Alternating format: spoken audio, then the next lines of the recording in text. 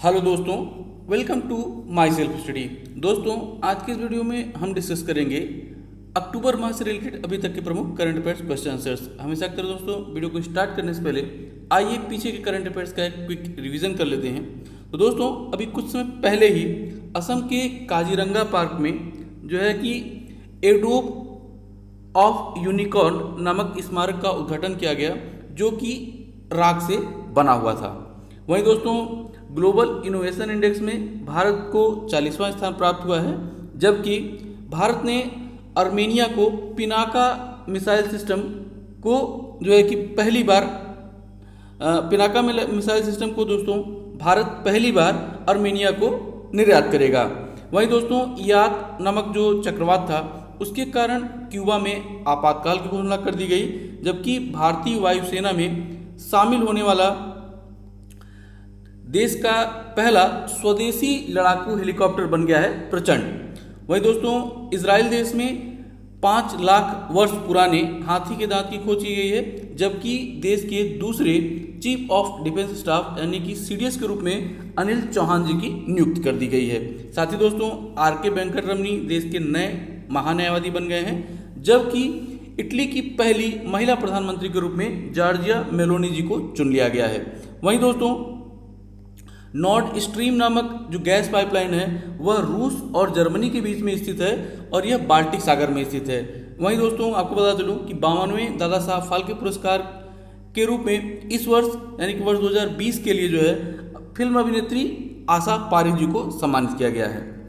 तो दोस्तों, आज का पहला प्रश्न है, अक्टूबर 2022 में अब्दुल रशीद लतीफ निम्नलिखित में से किस देश के नए राष्ट्रपति चुन लिए गए? और आपके ऑप्शंस हैं सऊदी अरब, बुर्किना फासो, संयुक्त अरब अमीरात या फिर इराक। तो दोस्तों, इसका सही आंसर हो जाएगा ऑप्शन 4 इराक। यहीं पर दोस्तों, अगर हम दिए गए अन्य ऑप्शंस की बात करें तो दोस्तों, अभी कुछ समय पहले ही सऊदी अरब के जो क्राउन प्रिंस हैं मोहम्मद बिन सलमान, उन्होंने अपने आप को सऊदी अरब का प्रधानमंत्री घोषित कर दिया है।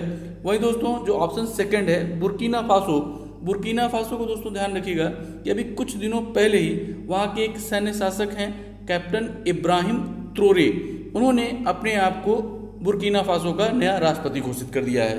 वहीं दोस्तों, संयुक्त अरब अमीरात की अगर हम बात करें दोस्तों, तो अभी 3-4 महीने पहले की बात हो गई कि यहाँ के जो पहले शासक थे शेख खलीफा बिन जायद अल नहयान, उनकी मृत्यु हो गई और इसके बाद दोस्तों उनके छोटे भाई मोहम्मद बिन जायद अल नहयान वहाँ के नए राष्ट्राध्यक्ष चुन लिए गए हैं।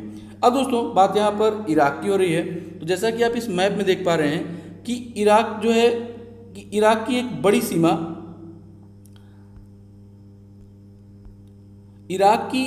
बड़ी सीमा ईरान के साथ तो लगती ही है दोस्तों, साथ ही इसके अलावा दोस्तों तुर्की, सीरिया, जॉर्डन, सऊदी अरब के अलावा कुवैत के साथ भी इराक की सीमा लगती है। वहीं दोस्तों, एक बहुत ही छोटा सा एक्सेस इराक का पर्शियन गल्फ में है।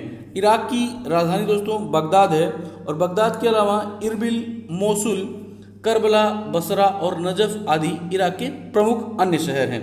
वहीं दोस्तों, आपको बता चलूँ कि इराक जो है यह एक बहुत ऐतिहासिक देश है और जो मेसोपोटामिया की सभ्यता हम पढ़ते हैं वह इसी इराक क्षेत्र में ही पली बढ़ी है। वहीं दोस्तों, आपको बता चलूँ कि इराक की जो मुद्रा है वह इराकी दिनार कहलाती है, जबकि यहाँ की संसद नेशनल असेंबली।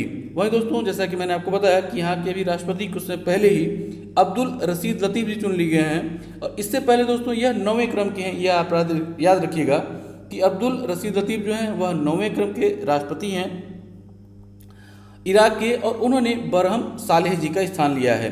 वहीं दोस्तों, आपको बता चलूँ कि इराक जो है वह यूएनओ के अलावा ओआईसी और ओपेक जैसे संगठनों का भी सदस्य है।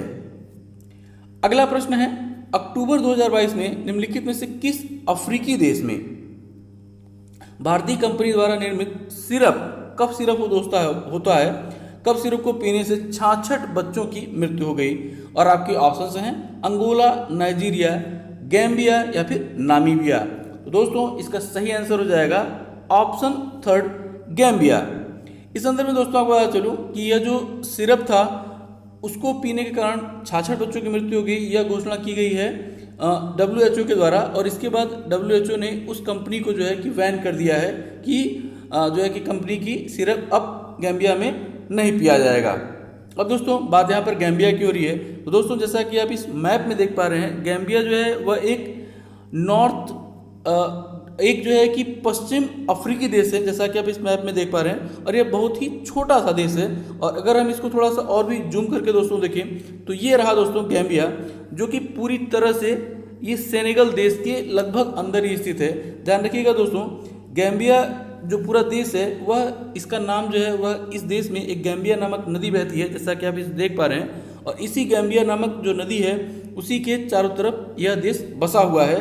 गैम्बिया की राजधानी बांजुल है, जबकि दोस्तों यहाँ का सबसे बड़ा शहर सेरीकुंदा कहलाता है। वहीं दोस्तों गैम्बिया की जो मुद्रा है वह डलासी कहलाती है।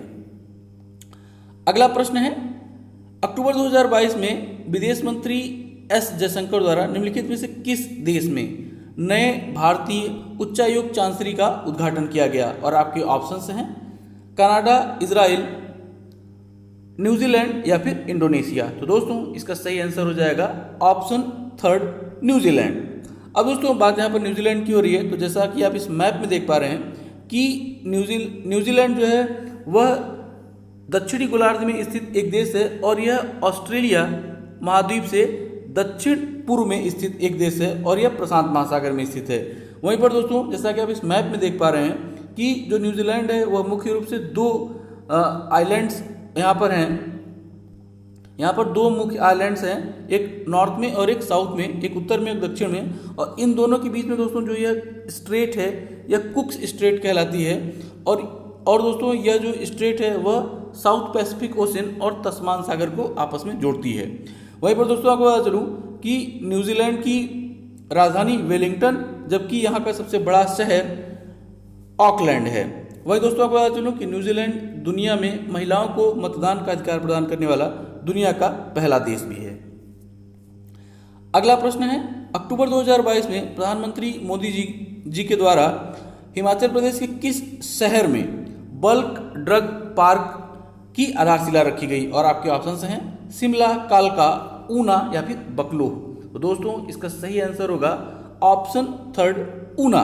इस संदर्भ में दोस्तों आपको बता चलूं कि ये जो बल्क ड्रग पार्क है यहाँ पे होगा क्या कि जो, जैसा कि दोस्तों आप जानते हैं कि हमारा देश, हमारी कंट्री जो है उसकी इकोनॉमी में ड्रग्स जो होती हैं, बहुत सी दवाइयाँ होती हैं, पूरी दुनिया भर में यहाँ से भेजी जाती हैं। लेकिन दोस्तों ध्यान रखिएगा कि इस ड्रग या दवाओं को बनाने में जो एक बेसिक कंपोनेंट होता है उसको API कहा जाता है। इसको याद रखिए दोस्तों, API इसका फुल फॉर्म होता है एक्टिव फार्मास्यूटिकल इंग्रेडिएंट्स।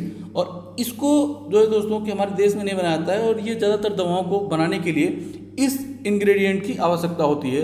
और दोस्तों हमारा देश भारत इसके लिए जो है कि ज़्यादातर चाइना के ऊपर डिपेंड है। इनफैक्ट आपको बता दूं दोस्तों कि पूरी दुनिया में लगभग 80% जो API है उसे चाइना ही सप्लाई करता है।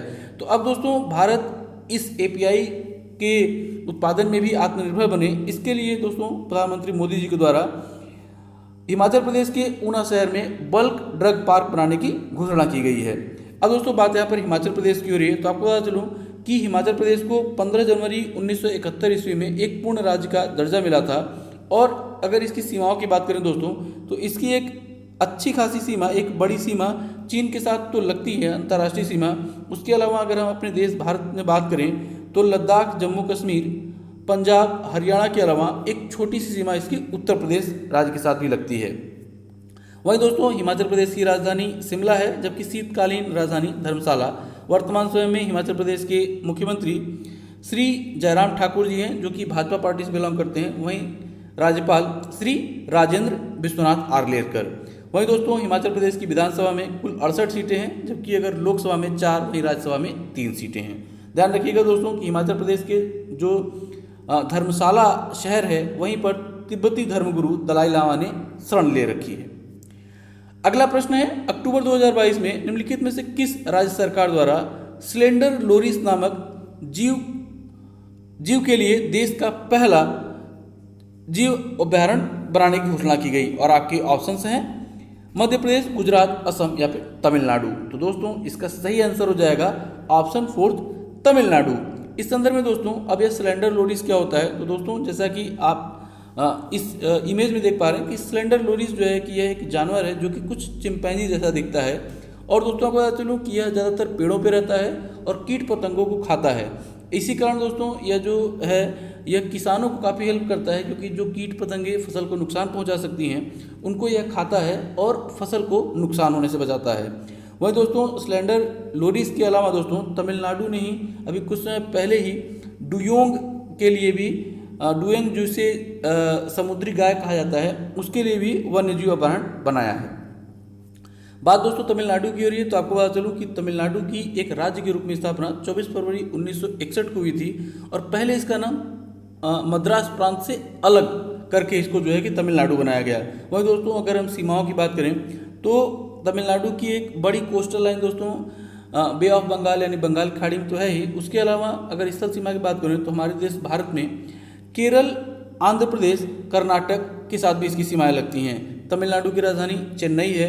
वर्तमान समय में तमिलनाडु के मुख्यमंत्री M.K. स्टालिन जी हैं जो कि DMK पार्टी से बिलोंग करते हैं। वहीं राज्यपाल दोस्तों RN रवि।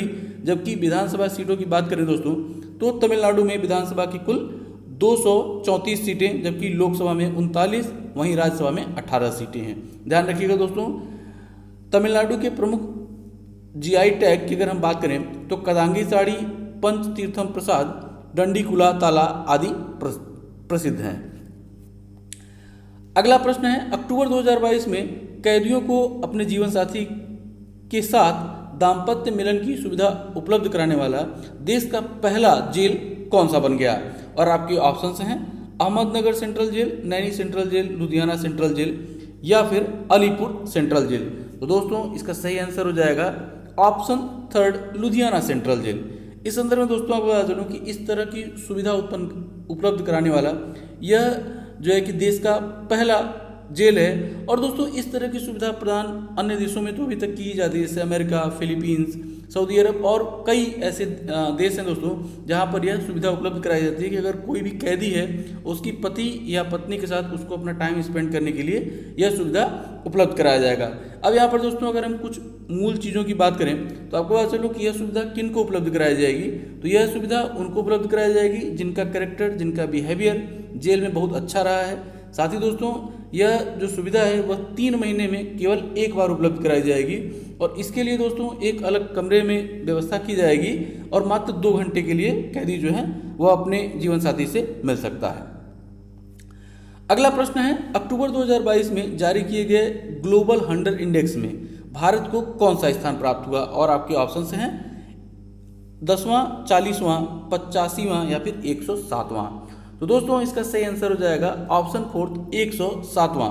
वहीं पर दोस्तों आपको बता चलो कि बहुत ही इंटरेस्टिंग फैक्ट रहा कि इस बार जो यह ग्लोबल हंगर इंडेक्स यानी कि विश्व भूखमरी सूचकांक जो जारी किया गया इसमें भारत की से अच्छी स्थिति बताई गई पाकिस्तान और श्रीलंका जैसे देशों की, जहां पर ऑलरेडी भूखमरी मची हुई है। तो भारत सरकार ने दोस्तों इस जो ग्लोबल हंगर इंडेक्स जो जारी करता है उन पे अपनी आपत्ति जताई है और उनसे पूछा है कि भाई आखिर किस आधार पे आपने इस इंडेक्स को जारी किया है।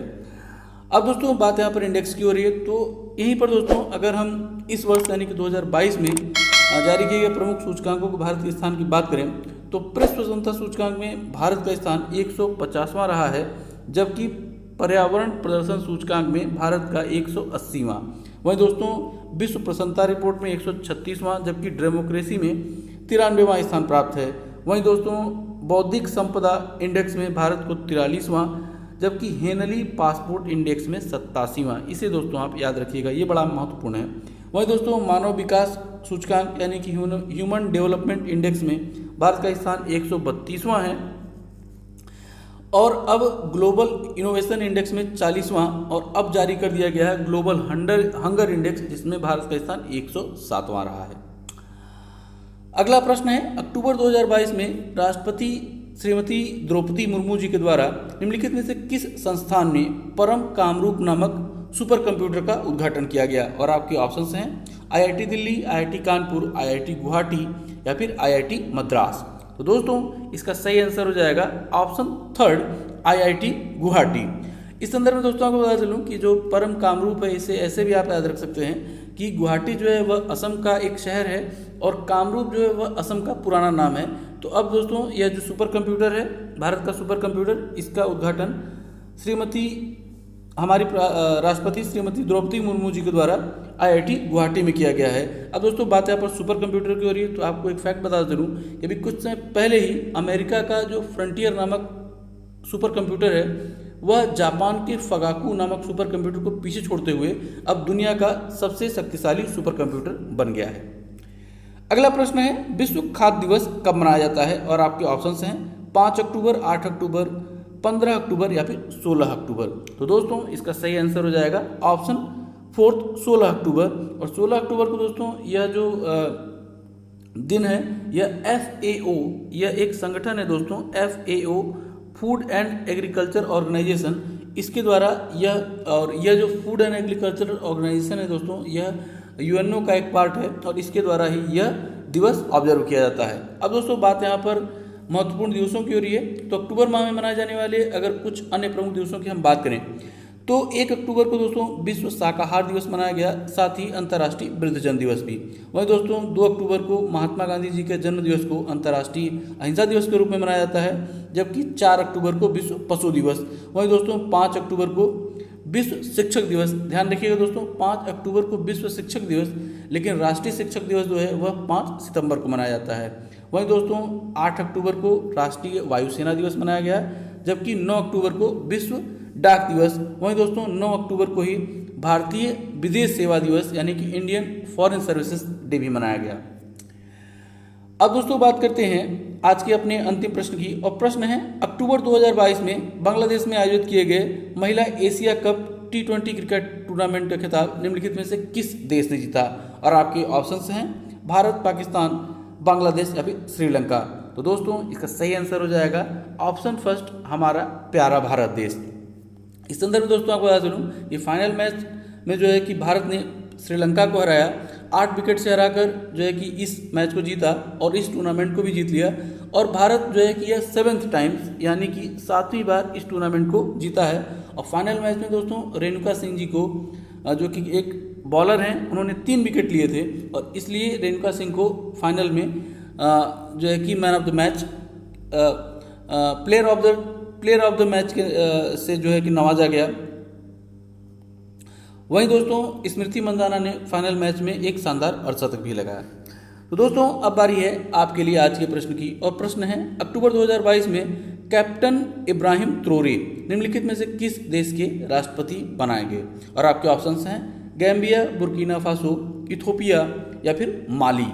हमेशा की तरह दोस्तों अगर आपने पूरी वीडियो बहुत ध्यानपूर्वक देखा होगा, इस प्रश्न का सही उत्तर आपको इसी वीडियो में तक मिल गया होगा। प्रश्न का सही उत्तर नीचे आप कमेंट बॉक्स में कमेंट करके बता सकते हैं। दोस्तों इसी तरह के इंटरेस्टिंग क्वेश्चन के लिए आप हमारा फेसबुक पेज माई सेल्फ स्टडी को भी ज्वाइन कर सकते हैं। फेसबुक पेज का लिंक नीचे डिस्क्रिप्शन बॉक्स में दे दिया गया है। तो दोस्तों उम्मीद करता हूँ कि वीडियो जरा आपको पसंद आई होगी और आपको कुछ न कुछ जानने को मिला होगा। वीडियो अगर आपको पसंद आई हो और आपको कुछ न कुछ जानने को मिला हो, वीडियो को लाइक और शेयर करना ना भूलिएगा, साथ ही चैनल को सब्सक्राइब भी। इसी नोट के साथ दोस्तों वीडियो को समाप्त करता हूँ और मिलता हूँ आपसे अगली वीडियो में। तब तक के लिए जय।